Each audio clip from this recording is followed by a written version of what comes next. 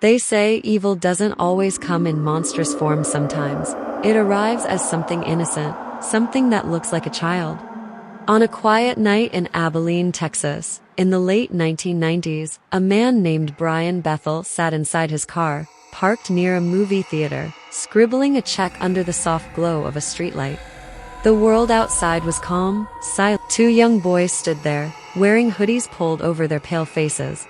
One spoke first, his voice polite but strangely mechanical, asking if Bethel could give them a ride home to fetch some money to see the movie that was about to start.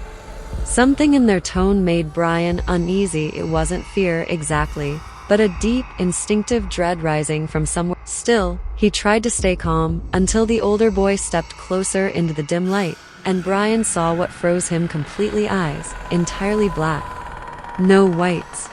No pupils. Just smooth, endless darkness swallowing their faces. A strange pressure filled the air, like the world itself had stopped breathing. The boy said again, "We can't come in unless you invite us." Those words echoed inside Brian's head. Every rational thought told him to run, but his body felt locked in place. The younger boy shifted restlessly, tilting his head in an unnatural way, repeating, "It's just a short drive, sir. Please, we need to get home." That was the moment Brian's instincts broke free.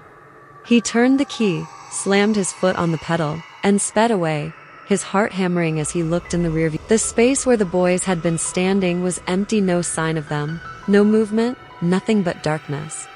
In the days that followed, when he shared his story online, others from Texas came forward, claiming to have seen the same thing: pale children with black eyes appearing at their doors or knocking on car windows, asking softly to be let inside. Witnesses described the same cold wave of fear, the same hypnotic politeness, and the same vanishing act when they refused to invite them in. Some say they're demons seeking permission to enter a human space, others claim they're alien-human hybrids or lost souls feeding on fear. No one truly knows. But one thing is certain: those who've seen them never forget the way they felt in that moment, a primal terror that no logic can explain. So if you ever hear a knock on your door late at night, and two children stand waiting in the dark with faces too pale and eyes too black, remember Brian Bethel's story. Don't open the door. Don't speak. Don't even look for too long. Because once they see that you've noticed them, they might never stop watching you.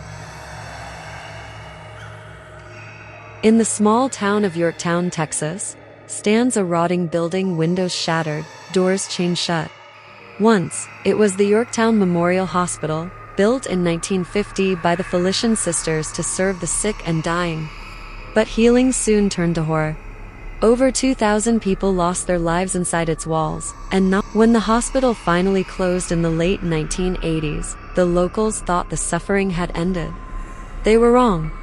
Visitors reported flickering lights in rooms with no power, whispers echoing through empty corridors, and cold hands brushing against their skin when no one else was there. In 2010, a team of paranormal investigators entered the hospital at night. Their cameras caught a whisper of voice saying, "Leave."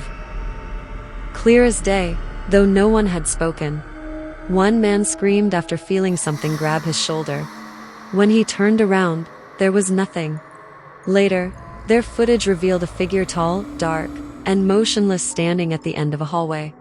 It tilted its head slowly, almost curiously, before vanishing into thin air. Some say it's the ghost of a cruel doctor who experimented on patients.